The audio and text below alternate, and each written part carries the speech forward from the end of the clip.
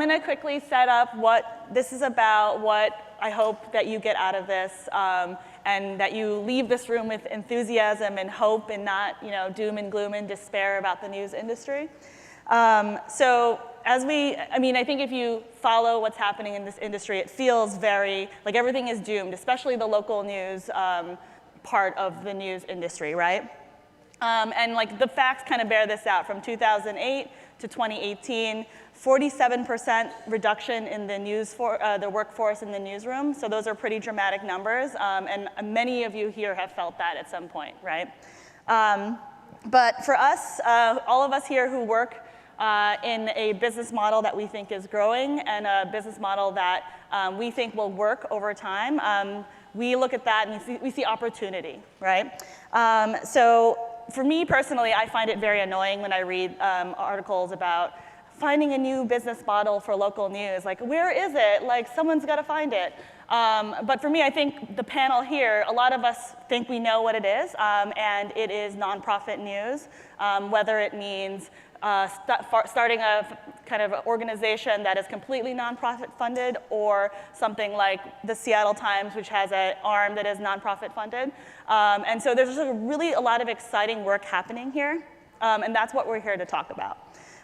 So one thing we wanted to start the conversation with is to define the word philanthropy. So I think it's a word that's easily tossed around, and it's basically like, oh, rich people giving you money, something like that, right? But actually we want first to define this term so that we're all talking about the same thing, and then really dive deep into the examples from this very experienced panel here, right? So what is philanthropy? So the first definition of philanthropy, the kind of umbrella definition, is money that comes from either foundations. So foundations are kind of like large organizations set up just to take probably a rich person's money and then donate it to other organizations. And they have a methodology, they have a process, they have systems in place, and it's a whole thing. Like, there are people whose entire jobs to figure out how to get money from these foundations.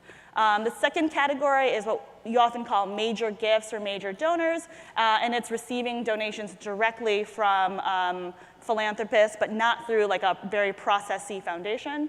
And then the third category is like individual giving or small gifts, something like that. And those are often membership programs, or like a donate button on your website, and individuals giving anywhere from $5 to $50 to $500. Sometimes they give like thousands on their credit card. I was like, that's a lot of points.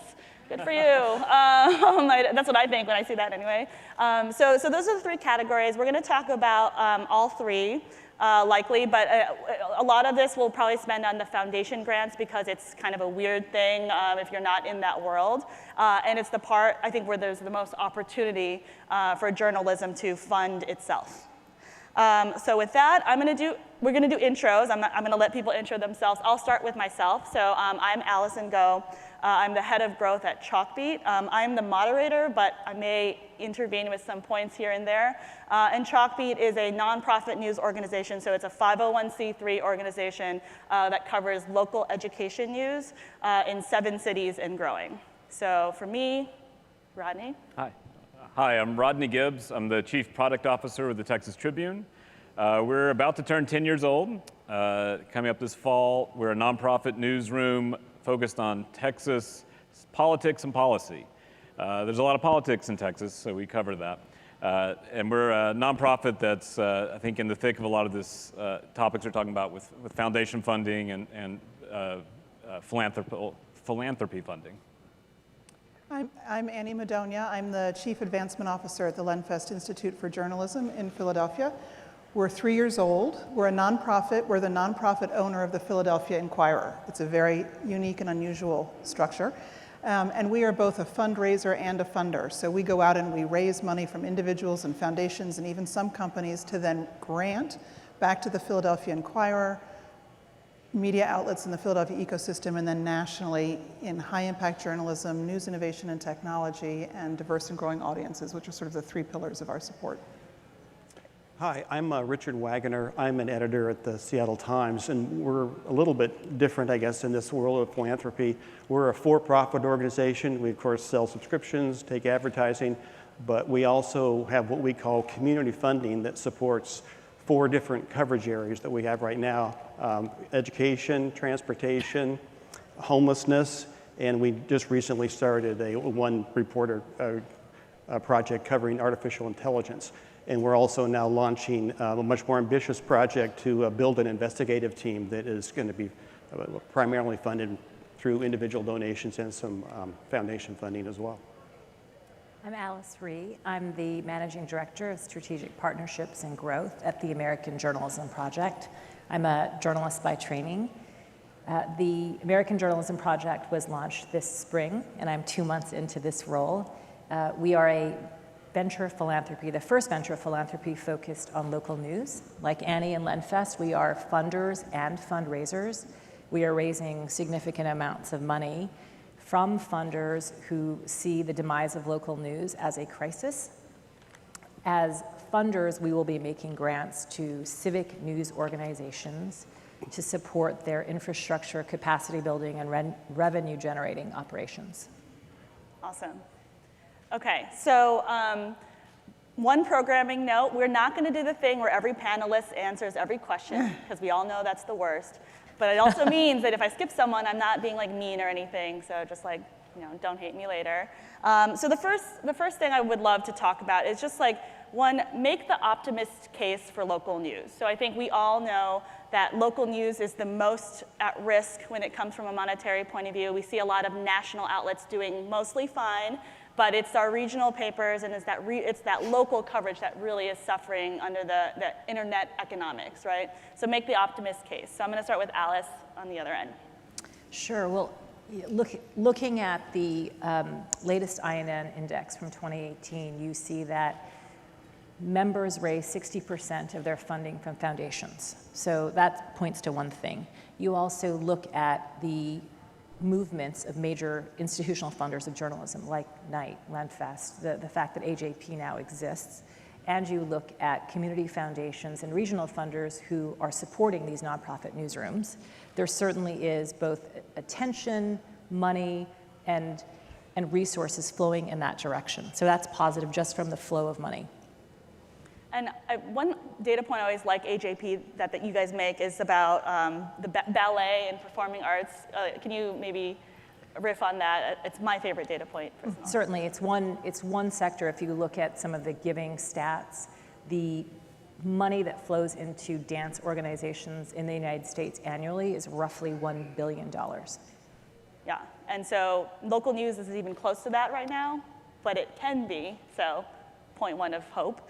So how about Annie? What do you have here? So our founding benefactor, Jerry Lenfest, fervently believed that great communities are built on the nonprofit community, cultural organizations, healthcare, education, and that local news deserves the same kind of support as those other important organizations in every community. And what's been really interesting is when we start meeting with individual donors, having come out of the cultural world, it would take time to bring people along the philanthropy journey. But with this particular message point, it's like donor prospects go from 0 to 60 in 3 seconds. I mean, immediately they're like, we can't imagine not having local news in our community. What do you need? How can I help? It's been really, really inspiring to see that kind of energy and enthusiasm around it. Rodney? I think it's a very optimistic time for this type of funding. And the Tribune started with a generous seed money from John Thornton and from the Knight Foundation. That was almost 10 years ago. But over the years, we've actually seen our major gifts and our foundation gifts accelerate and grow quite a bit. I think early on, we kind of thought that would be the seed money and we'd wean ourselves off it, and things like earned income or other sources of income would be the primary factor. But like Annie said, I think we're finding more and more of the major donors and the philanthropies are coming to it, and people who haven't historically given to media. A lot of these groups don't have media in their, on their mission statement. They're not the Knight Foundation. They're foundations and groups that media is not really in their purview, and they're not typically writing checks to media. But I think we've resonated with them because of the things we're covering resonate with their mission statement. So if they're about, water issues, and we cover water issues, that's a point of commonality we have. If they're about women's health care, and we cover that in spades, that's the thing that our existence is serving their mission to raise awareness about these topics. Yeah. So it's really opening a lot more doors for us as time goes on. Yeah, and I'll speak from the Chalkbeat point of view. So Chalkbeat, like I said, is focused on local education coverage. And there are many places, for instance, in the Bay Area, for 8 million people, there's only one full-time education reporter, dedicated education reporter in that entire region, which actually makes me a little physically ill thinking about it. But what we found there is so much money in education philanthropy. If you include higher ed, it's a $50 billion industry of philanthropy, right? And what we've been able to do at Chalkbeat is show these local philanthropists who are donating to schools directly, donating to these after-school programs, that if they want to make change, you need independent media alongside their efforts so that they actually catch fire, right? And so that people believe them. And the education space is very, between the unions and the reformers, there's a lot of rancor. And an independent kind of mediator in the middle is very valuable to all people who are trying to make progress for better education for children. So when you frame it in that way, people are starting to understand, especially with the lack of local news that's becoming obvious, that funding it is part of their mission, even though it's not going directly to a school or a program, but that their efforts magnify when the journalism is good right next to it. So for us, I think you see that in all sorts of ways, like at the Texas Tribune, those topics that we cover, they really benefit the people who are directly donating them to. So they start to see it, and you start to be able to tell that story. Yeah, can I add that Yeah, a lot of foundations feel they can't, or they literally can't, do direct outreach like this. And so the journalism is a way by surrogate that they can directly reach out and hopefully inform the public about these things. Yeah. So it's a really complementary relationship, I feel. Okay, so talk about philanthropy. Oh, there's so much money. That's great. Let's get it. But I know a question that always comes up that you hear is, what about editorial independence, right? So these rich people come in with their money and their ideas, and they have a point of view of how it should be spent and what you should be covering. So isn't that a problem? So I'm going to open it up to the floor. And I know lots of people are going to want to hear about this one, so we're going to have everyone talk. But we'll start with Richard. Well, from a macro point of view, there probably is, there is a legitimate question about what could happen in this world if a whole bunch of rich people or a few rich people end up funding all the media, and they would presumably have some influence on what they fund and what gets produced. That's something that should be debated and considered. From where I live and work, I don't see that kind of influence in what we produce on a day-to-day level. Our first community-funded project was something we call Education Lab, which covers education. Of course, that was started like 5 or 6 years ago. When we first started it was pretty controversial in the newsroom. We'd never done this before. We'd never taken money. I think it was fully from the Gates Foundation that went through a different foundation to get to us. And there was a lot of questions about how's this going to work? Are they going to tell us what to do, what we write about? And the basic answer is no, they don't. And whenever we get these donations in, take money for our community-funded projects, the funders it's made very clear to the funders that they don't have any control on the content. They don't get to know what we write about. They don't have any access to the reporters. And so there was a very hard wall there to try to protect our editorial independence with the funders. Now, I will say that as an editor, and I edit our what we call Traffic Lab, which is a transportation project that was started a couple of years ago. It's community funded primarily through corporate sponsorships. And we do have occasional meetings where we meet with the funders, we talk about what we do, we give them an idea of where their money basically has been spent, but we don't tell them what we're going to do in the future. We certainly might have a discussion about what the big issues are. These are people who are interested in the topic, but they don't tell us what to write about. That's totally up to us. What about the Tribune? I think any notion that any donor, particularly a rich one or a foundation, has any thumb on the scale is bull. For our newsroom. Just like if you had a big Chevy, car dealership advertising, they don't get to tell you how to cover Chevy. We have the same understanding at the Tribune. We have some major foundations, some wealthy people who give big checks, and they have no say in the content that we produce, when it comes out, what it says, where it is. That being said, I think we have some good defense mechanisms against that. One is that we have a really diverse revenue stream. So if a big donor gets pissed about some kind of coverage and yanks their check, it might be painful, it might sting, but it's not fatal. We've seen, recently there's been some examples of newsrooms that are dependent on a big single donor or foundation, and that foundation loses interest or changes its mind, and that is fatal. Yeah. I think the other defense we have is transparency. If any group or person is given $1,000 or more to the Tribune, and we write about that group, we disclose that in the story. And so there's a popular room. I know. What's going on over there? Come on, guys. I'm just kidding. So if any person is a subject of that, we had some funny ones recently where Matthew McConaughey has given some money to the Tribune, and we've written about him because he's now a professor at University of Texas and stuff like that. We had to disclose that McConaughey gave some money to the Trib. That's pretty cool. Yeah, but typically, that's been our best defense. And there's been ones where we've written really tough investigative pieces. One was about a bank that had some corruption, and the bank had given a lot of money, and we disclosed at the bottom, this bank is a supporter of the Tribune. Can I add something?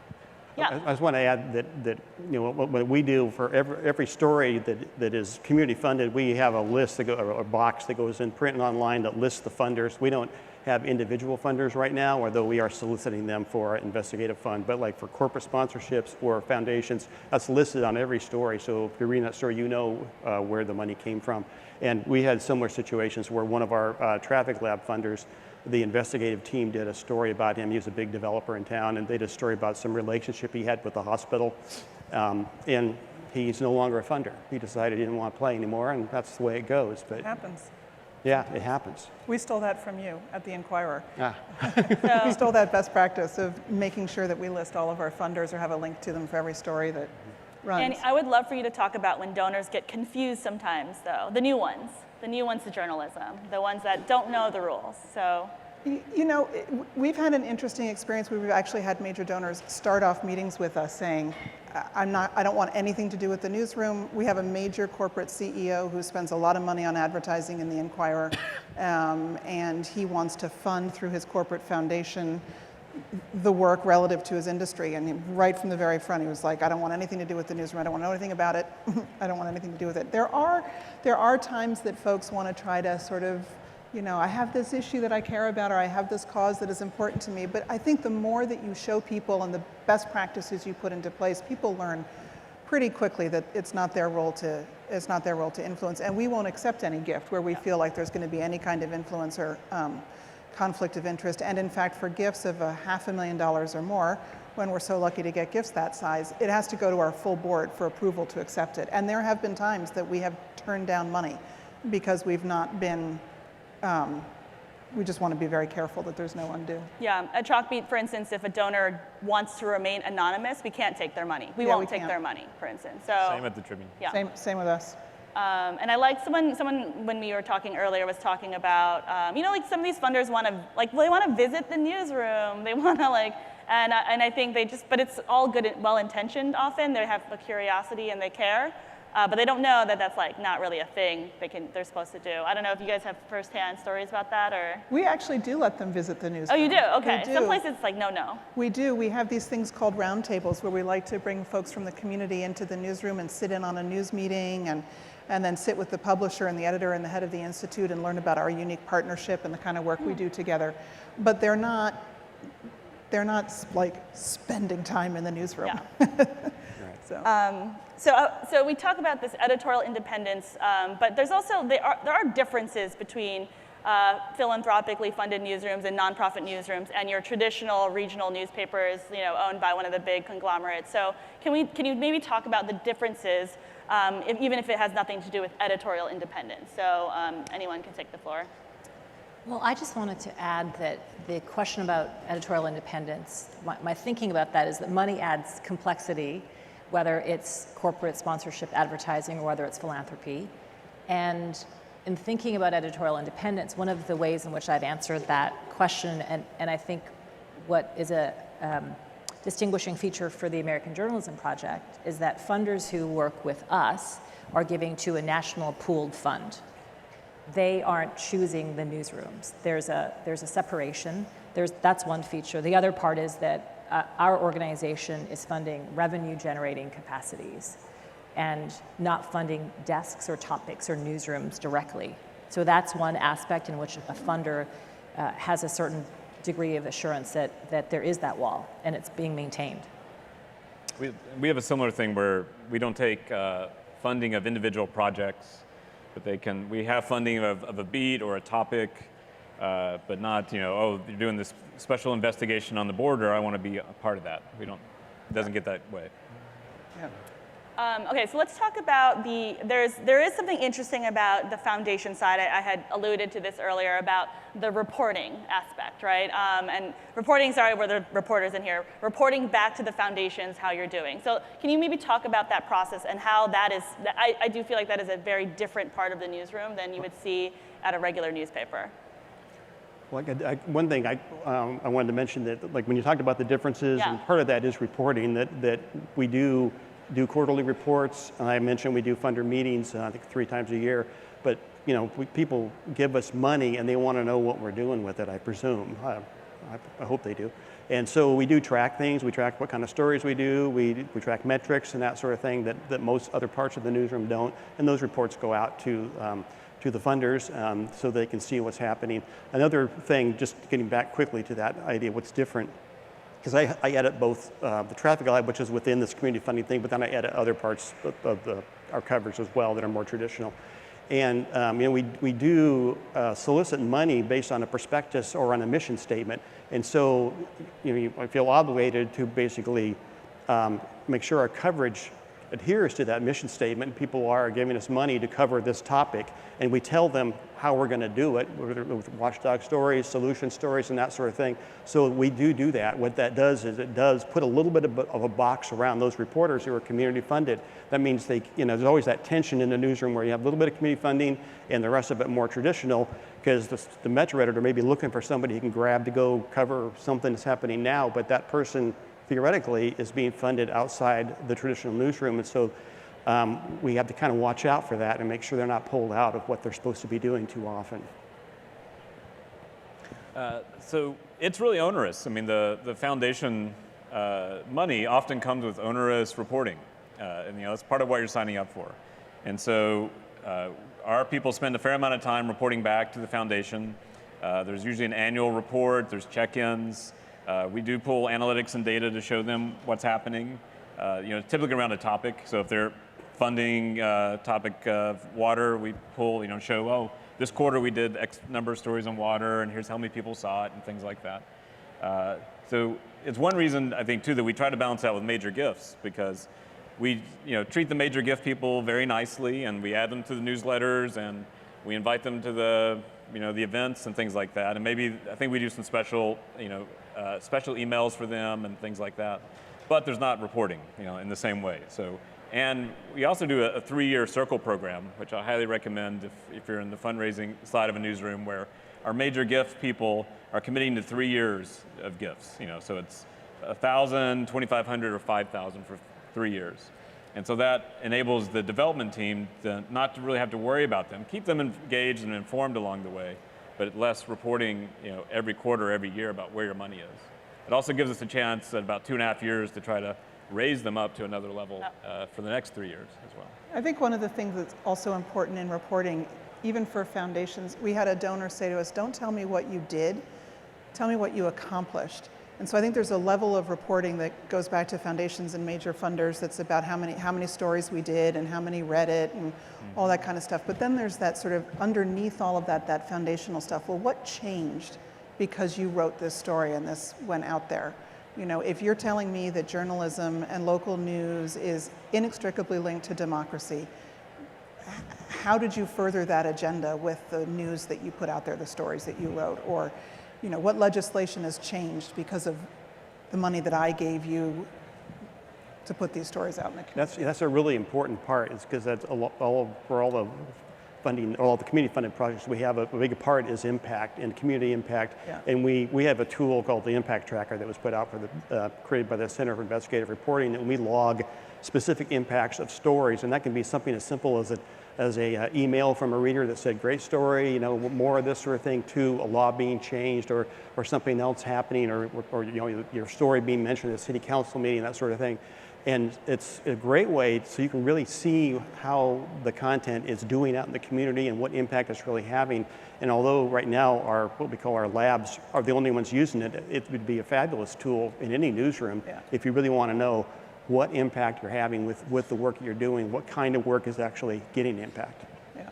We had even a simpler version because I think it's probably a common struggle to track that impact and to get the reporters to remember to tell the development team or the product team, hey, actually they passed a law because of my story. Did you happen to know? So we set up just a kudos at group email.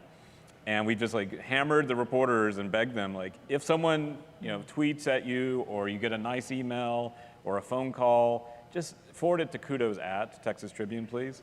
And it's amazing because that is a fairly low friction thing. Some still refuse to do it, but they can do that. And Terry Quinn, who runs our development, gets all those emails, and they're gold to her because when it comes time for reporting or applying for the new grant, she can go through and search. And it's very anecdotal, but stories like, oh, this piece really changed our life, and now we see the light, and thank you. And that stuff is amazing. And it was just, her big thing is like, we could have spent all this money on tools and technology, and a group email solved a big part of the problem.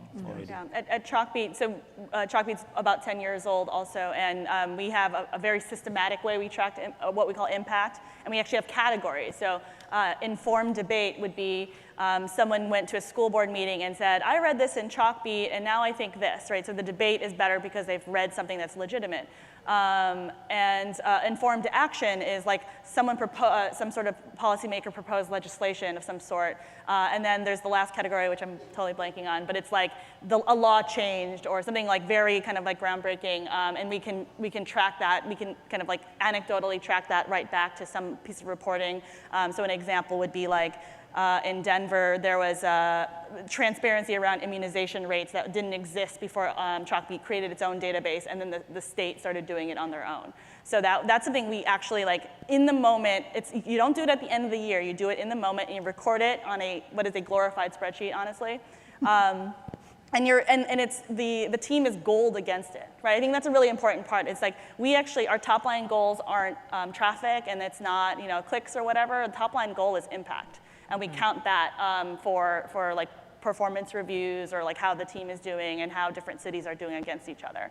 So that's the part that's really different. And in some ways, the audience metrics are secondary to the impact metrics. And that is probably largely driven by the need to report back these impacts and not just what you did, but what you accomplished.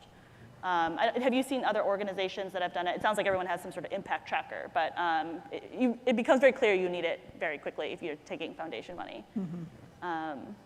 Okay, so let's move to the most fun part of this panel, which is like the advice part of how to get that sweet, sweet cash. So you've got like experts here, how to get that money.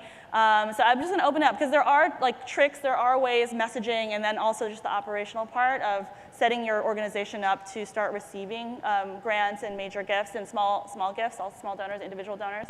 So I don't have a person to start with, but why not? So the first thing I'll say is before you even get to the applying for the grant and begging Knight to pour buckets of money on you, that they do. I've seen this, great.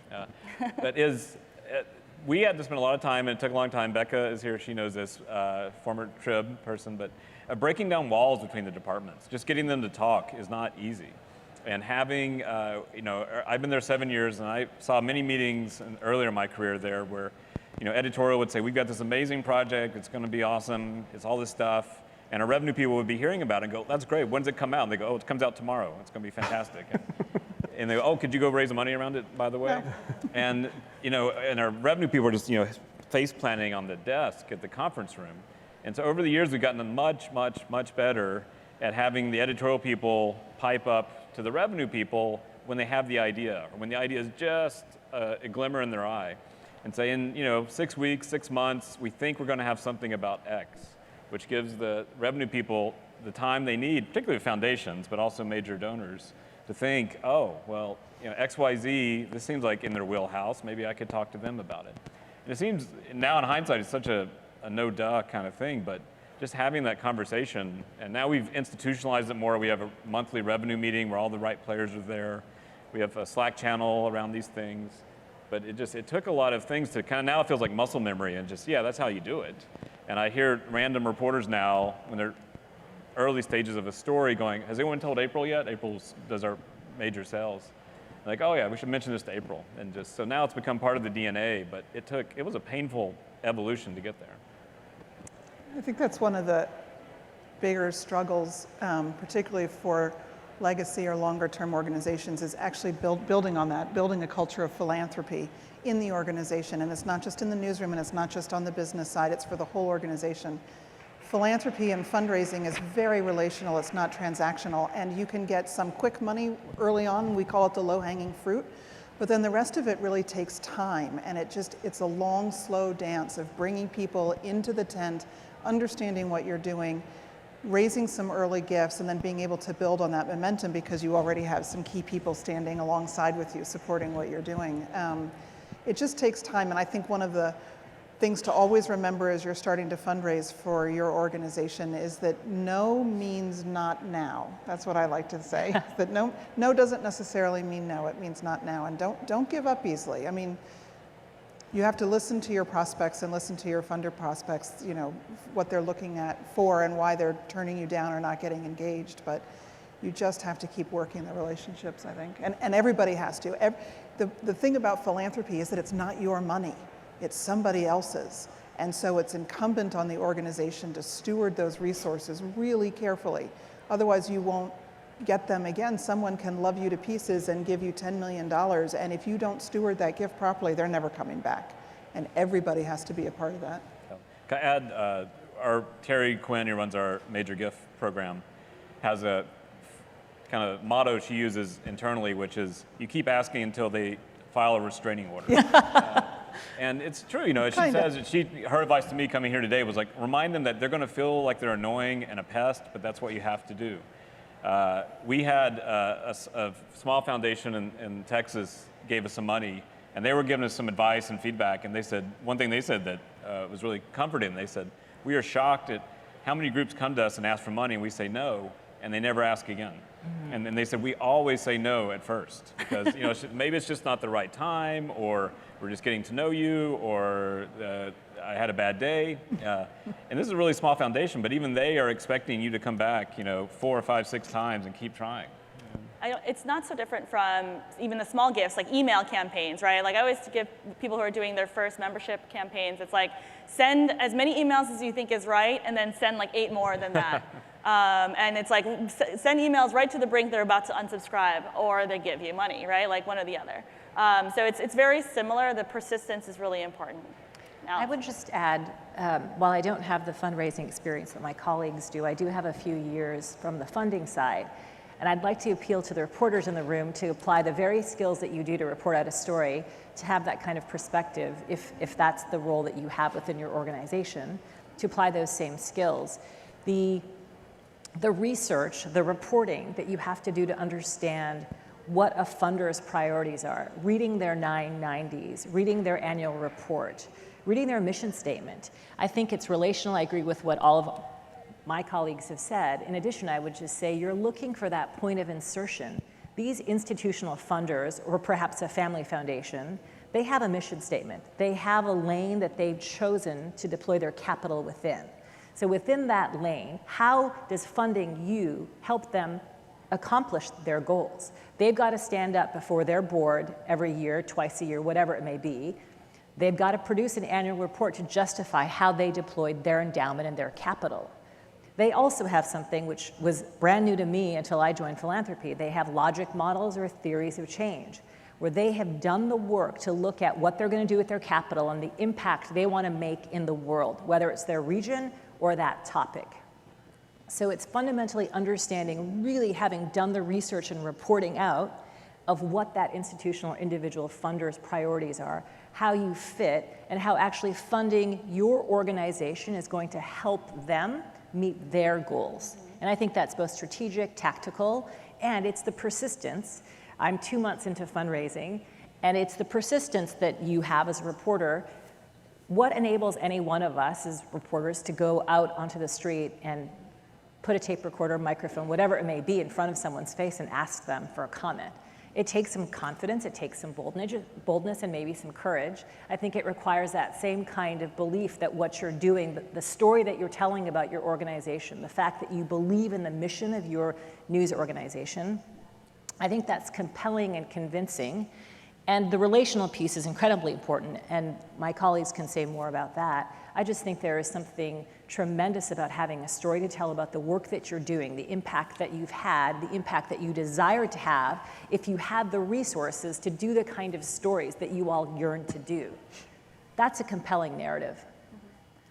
Yeah. And I would add, so I think as a tactical or practical example from Chalkbeat, it's, there's two ways that we could be approaching funders. So there's the journalism approach, which may or may not work for people like the Knight Foundation and Democracy Fund. It's like, for democracy to work, for civic health, we need journalism. But we actually have a different pitch for education funders, right? Which is that you are investing billions of dollars of Mr. Gates's money, Mr. Walton's money, on changing the landscape of education, and you need good local news to make that happen, kind of what I was saying before. And it's okay that your pitches for different people are different. They should be, probably. They should be. And that's the understanding the foundation's goals and adapting your pitch to it.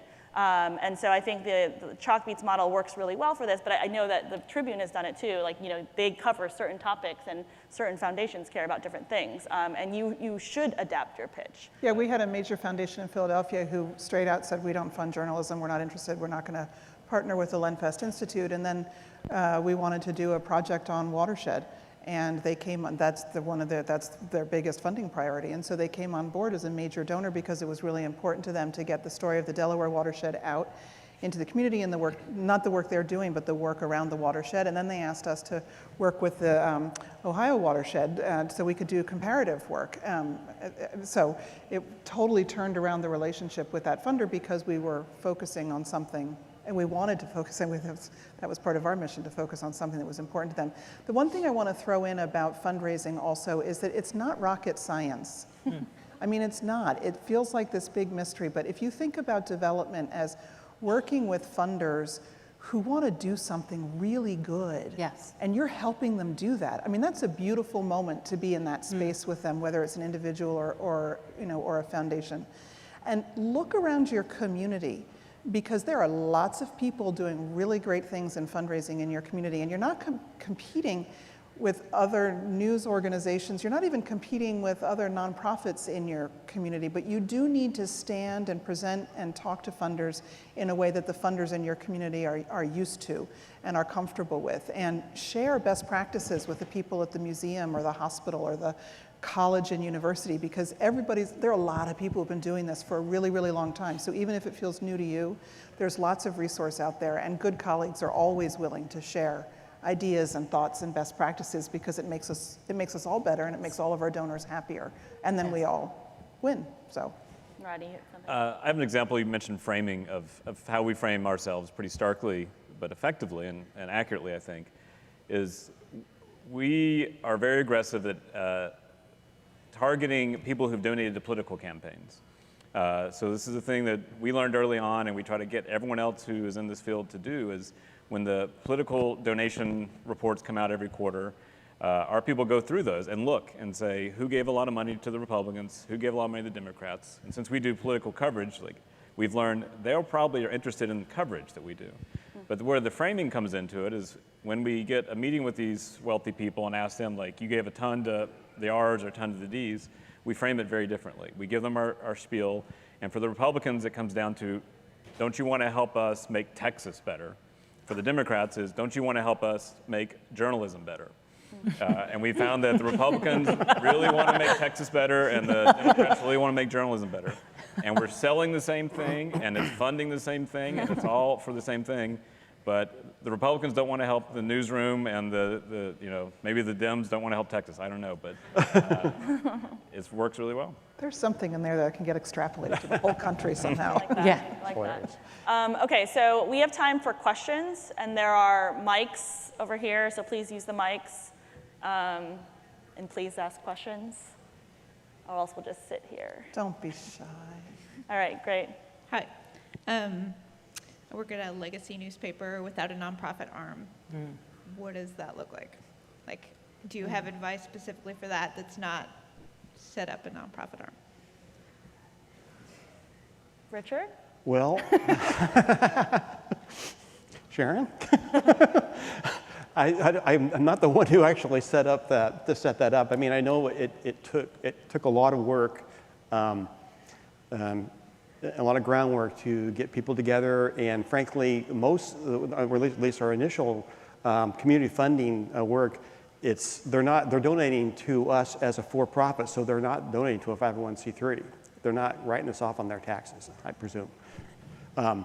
And so it's just a matter of selling them on this notion that they're supporting public interest journalism that has an impact, journalism that's going to make the world better. Our publisher has been very engaged in that and knows a lot of people in the community, is where the whole thing started. And actually, a lot of it started with, like I said, our education lab, which was funded initially by the Gates Foundation and still is funded by the Gates Foundation. You just have to kind of get some infrastructure in place, and it was really important to have an infrastructure, have somebody, a development person who can start making those contacts and educating people on what we're doing in the world of journalism and the value of it. Our latest endeavor now, which is creating this investigative team, we're doing that in tandem with the Seattle Foundation, so that people will be giving to the Seattle Foundation, and then that money will be coming to us. That's it seems like to me, from a kind of an outsider, because being in the newsroom, it seems almost more complicated, and that it took a while to establish that relationship and to figure out when people write checks to the Seattle Foundation, and how does that all work and everything. But so I just encourage you to try. So I'm not a tax lawyer, so this is not legal advice. But my understanding is that foundations, to maintain their foundation status, is they need to be donating or giving their money to 501c3s or projects that are clearly would meet the 501c3 kind of designation, like the laws that would say that, if it were its own entity, it would qualify as a C3. But you can create a project inside a for-profit that has a bunch of rules around it and it's very specific. It's not about political advocacy. And then a foundation is more likely, I'm assuming this is what you probably did at the Seattle Times, maybe? I don't know. Anyways, so I'm not a tax lawyer, but it is possible, but there is some setup. You can't just do it and then someone will give you money. There's got to, yes, okay? She's like, that's right. There is, a Lone Ranger is not going to be able to do this, and you probably do need to consult some sort of tax lawyer, but you don't need, it's not necessarily a whole thing where you have to create a new entity, but there are some rules because the foundations aren't going to give their money to anything because it has an effect on their tax status. So it's a little complicated, but once you do get it set up, I think it's much easier for the second and third and fourth project, though. Not a tax lawyer. So, go ahead. Given that the journalism industry has lost, I think it's something like $20 billion in revenue in the last few decades, if we're trying to generate enough funding to support original reporting at the local level all across the country, including in communities that might be low income or rural, is philanthropy enough, or are there other big picture solutions we need to think about in tandem with philanthropy to get enough money to keep it all going? Just one quick thing. One thing I'd say about us at the Seattle Times, I don't think that philanthropy or our community funding will ever be the majority of where we get our money, as long as we're a for-profit organization. Right now it funds, I would guess, around 10 positions in the newsroom, probably. That's going to go up with the investigative fund. But it's a fraction of what we get. So it's great. Those are people who would not be out there on the streets writing stories, investigating things. But it probably will never be the majority. And we're still very aggressively doing the subscription model and trying to work it that way. It's a legitimate question about lower income areas. And we're blessed being in Seattle, where currently it feels like it's awash in money. Thanks for the thoughtful question. I would just add a couple of points. One is to point you to a report that the American Journalism Project commissioned about revenue, and the way that we've broken down revenue, and philanthropy is 1/7 of that. It's an important and increasing part. Just look at the growth of IANN and the way that philanthropy is supporting nonprofit newsrooms. It is a part. Certainly, it can't be the only part. And we're defining that both institutions, individuals, membership events, everything that nonprofit news organizations do to build sustainability. It is also, as we're looking at the American Journalism Project, that we are trying to grow these funds to meet what we understand will be $1 billion a year to sustain local news across the country.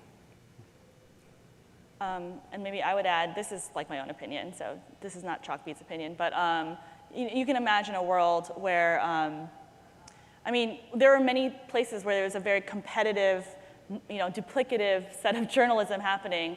And if in a world where, like the economics are totally different, we might have to consider, like, is competition the right model or is collaboration the right model? And with collaboration, maybe you don't have, 10 reporters at 3 different places doing the same coverage, but like doing a rat race type thing, and maybe that's not necessary.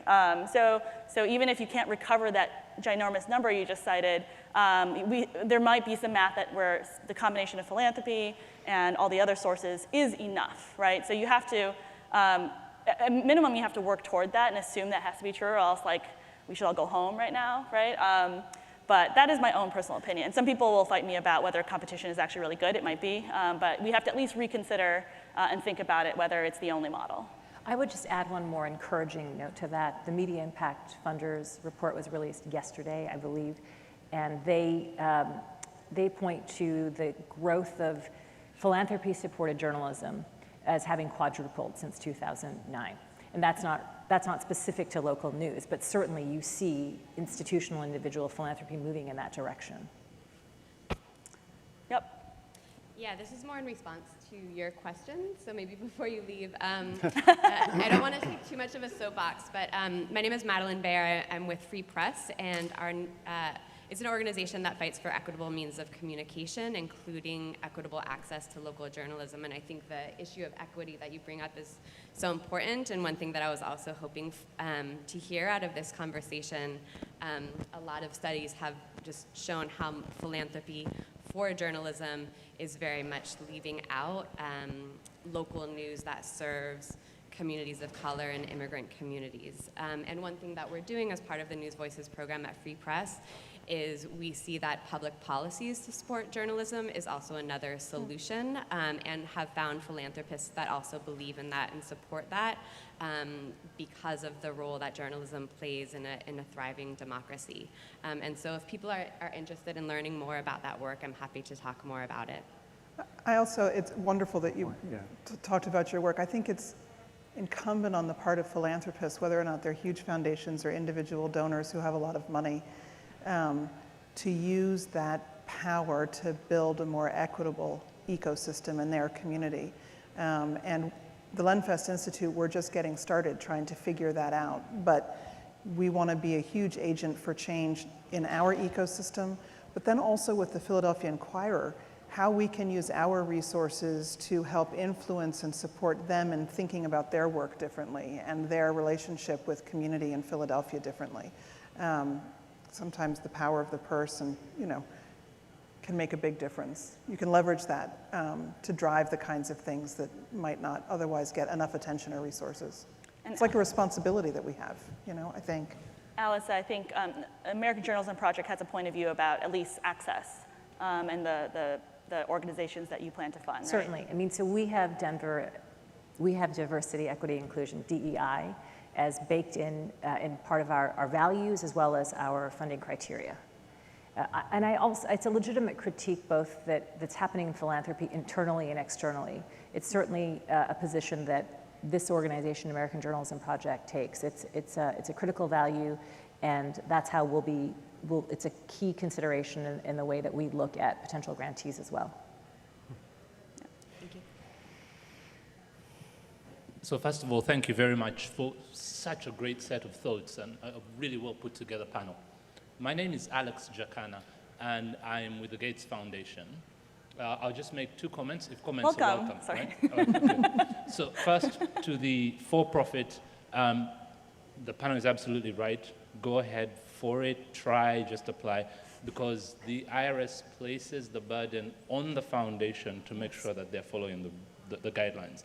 And there's a set of rules that allow foundations to work with for-profit sections.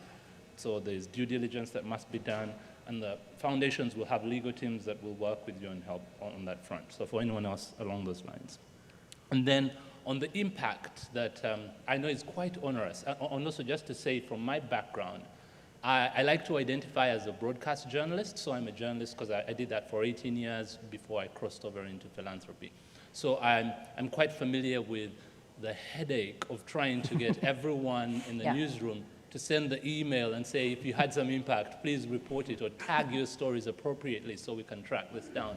However, what we found is with getting the impact reports coming in, and for the Gates Foundation, we tend to get them on a quarterly basis every year from the grantees, is yes, it helps the foundation to be able to get a sense of the work that is going on that the foundation supported, and to get a sense of, I like the way you put it, what was accomplished vis-a-vis what was done, which is quite helpful. However, the other thing we also found is that once we get this data, journalists by and large, and I know because I did this, would very rarely spend time tracking impact. We're moving on to the next story, but because this is required, many journalists take in time, put it together. But there's another step they don't have. After they've checked the box for that quarterly report, they move on until the next quarterly report. At the Gates Foundation, one of the things we started to do was to then get the year's worth of quarterly reports, which is literally thousands of stories, volume metrics from here to the moon and back, and then there is the qualitative metrics, the insights that the volume metrics are actually telling you. We take that, look at it, and then gave it to a consultant outside who goes through the whole data, crushes it down, translates it into a visualization, and then we present this back to the grantee.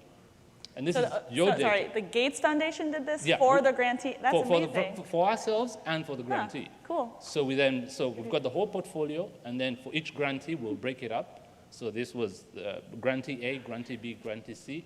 We get the volume metrics for the year, and then translate that into who saw it, what did they do with it, how did they share it, what were the topics that you did, how did the audiences engage with those particular topics for the year. Now, the grantee is very rarely going to have either the time or the resources to do that. The foundation can do that. And what happens is when they look at it, they're like, whoa. The first time we did that, I'll mention a couple of examples with a grantee in, both of them are in sub-Saharan Africa. One of them, we did it with the editor and her deputy, and she was like, can you do this again? I'm going to get the whole newsroom team. And they got them together and showed them. And it was just light bulbs going on, because for the first time, they saw what the work they were doing for the year looked like in numbers and in audience engagement with the content. For the second one, also in sub-Saharan Africa, one particular data point that struck them was the number of stories that they were doing on women and girls issues was very small compared to a number of other issues. They had a lot more stories on other issues. But the audience metrics in terms of page views, median audience metrics, showed that those small number of stories far outstripped the others in terms of audience engagement with those stories. And we presented it back to them. We thought, this is your data. You collected it, you used your tools, and we just crunched it and brought it back to you.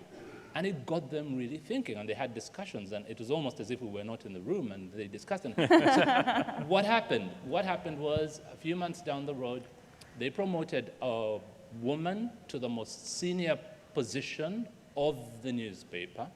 They created a new position, started reporting on gender-sensitive journalism. So it's not just reporting on women's issues, but trying to put a gender lens, whether it's to crime, justice, whether it's governance and all of that. So they recruited a woman for that. They got 2 more women on board and promoted them to that level, and started a vertical that was addressing gender issues. And the genesis of all that had been them looking at what the audience were doing with the metrics. So what's the moral of the story? The moral of the story is the requirements from the foundations around reporting are good for the foundation, but if you can get a minute and take it back to the newsroom, you'll be surprised how much it informs the editorial process. Well, I have to push back on that, Alex. Good to see you. By all means, yes. Good to see you, my newest friend in philanthropy. Yeah. There are some things, and it wasn't stated earlier when we talked about impact. I love data, reporters love data.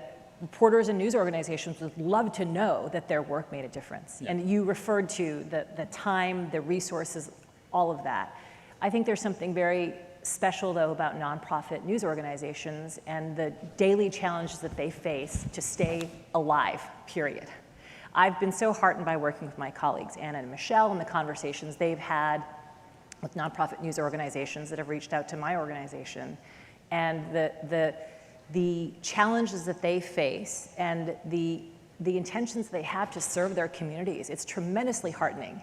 And there's something about impact, though, that while you can measure audience, you can measure traffic, there are important things to be measured. And certainly news organizations want to know investigative projects, long-term sort of takes, stories that you and I produce, that these journalists are producing. Some things are enormously challenging to measure and will take years or a decade or more to understand.